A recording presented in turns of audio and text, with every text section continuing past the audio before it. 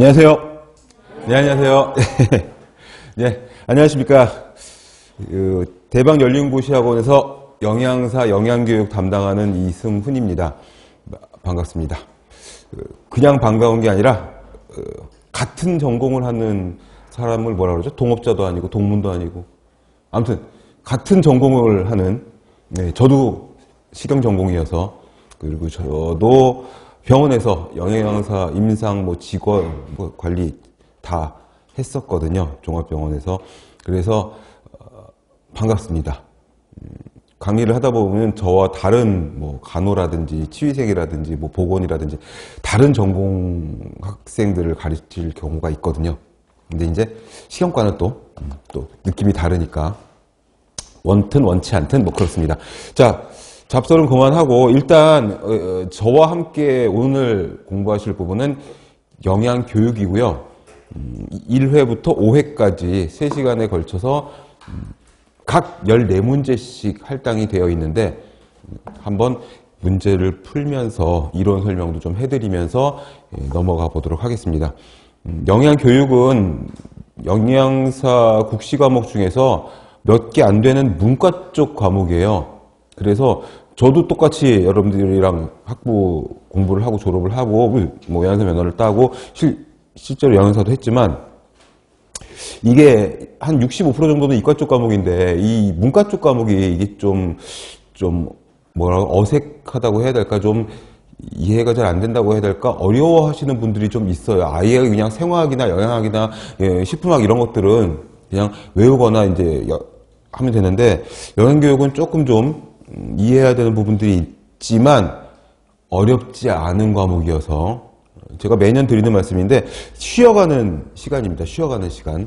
다른 주지 과목들, 메이저 과목들이 좀 어렵고 심각하고 이런데 영양교육은 14문제밖에 안 되고 어렵지가 않아서 쉬어가는 과목으로 생각하시면 됩니다. 가장 중요한 거는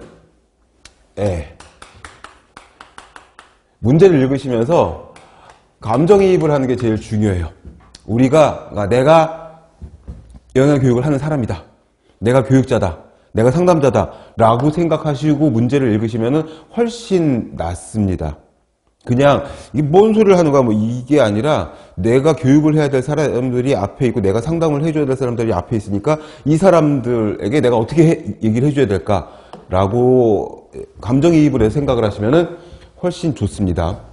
그리고 외워야 할 몇 가지 내용들이 앞에 35페이지에 보시면 34, 35페이지 몇 장 되지 않아요. 반드시 알아야 할, 시험장 가서도 시험 보기 전까지 한 2시간 정도 시간이 되거든요. 8시부터 이제 시험장 들어가고 아마 한 10시부터 시험을 볼 건데 최종 정리를 할 수 있는 초절정 서머리 내용이, 요약본이 바로 34, 35부터 해가지고 몇 페이지 되지도 않습니다. 37페이지까지예요. 한 장 반 정도 돼요. 그러니까 이 부분은 반드시 여러 번 읽어가지고 꼭 알아두셔야 해요. 왜 그러냐면 문제가 이제 한 5년째 공개가 됐잖아요. 매년 기출문제들을 보면 나오는 것들이 포맷이 있어요. 나오는 데서 매번 나오거든요. 약간씩 형태를 달리해서. 그렇기 때문에 이 앞에 있는 부분들, 한 장 반 부분은 시험장 가서도 마지막까지 정리를 하셔야 됩니다. 자, 앞에 부분, 요약 부분 숙지하고 그 다음에 94페이지에 있는 61번부터 들어가 보도록 하겠습니다.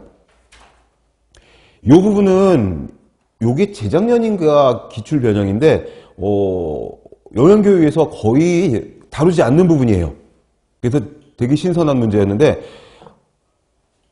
키워드는, 핵심 포인트는 이겁니다.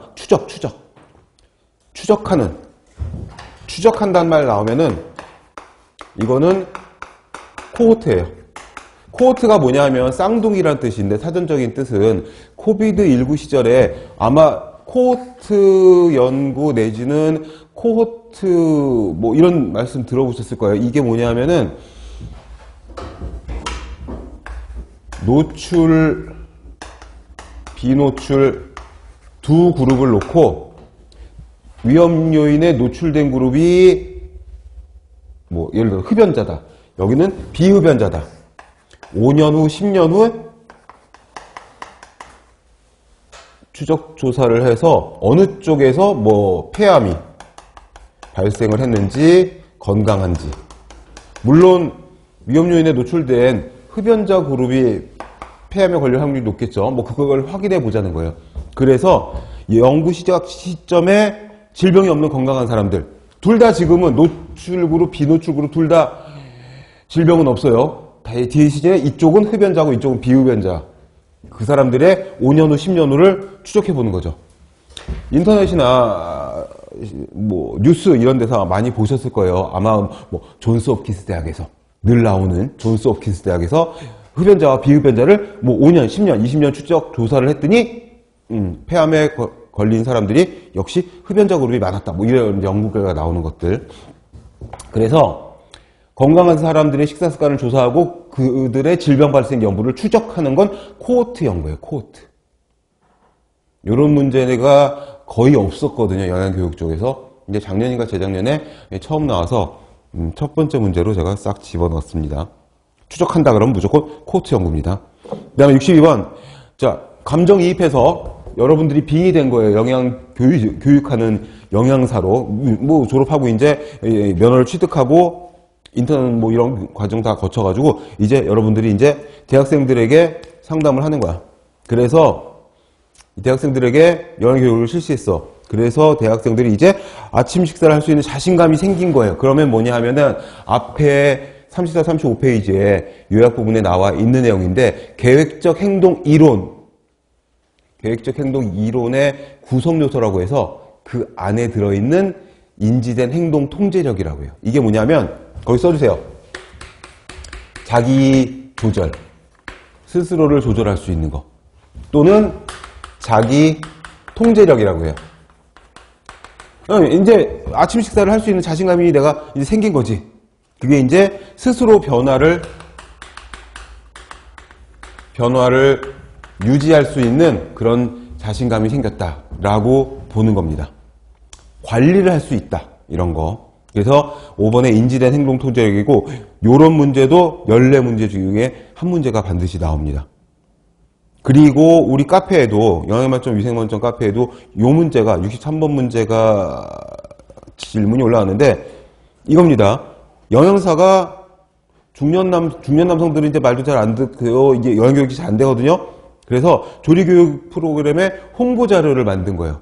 홍보는 광고잖아요. 광고. 홍보는 광고.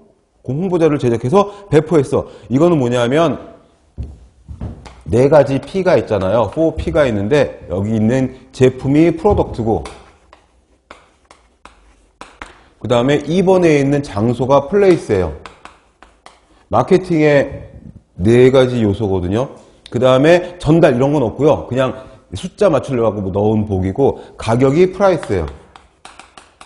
그 다음에 정답이 이거죠. 촉진, 프로모션. 뭐 보캐블러리 문제 같지만 마케팅의 4가지 요소에서 상품과 장소와 가격과 홍보, 광고 여기서 홍보자료를 제작한 거는 마케팅 믹스에서 촉진에 해당한다. 프로모션. 그리고 64번에 있는 영양교육을 했는데 항상 뭔가를 하고 나면 확인을 해야 되거든요. 평가를 해야 돼. 무슨 평가가 있냐면 효과, 과정, 뭐 자원평가, 결과 이런 것들이 있는데 계획한 대로 진행됐는지 점검하는 거. 나의 계획대로 영양교육이 진행됐는지 점검하는 게 과정평가예요. 이 과정평가에는 거기 몇 가지만 보충 설명을 몇 글자만 써주시면은 과정평가에는 참여도, 그 영양교육에 참여한 사람들 참여도, 이런 사람들을 또 관찰하고, 그 다음에 자료를 조사하고, 이런 내용들이 들어가요.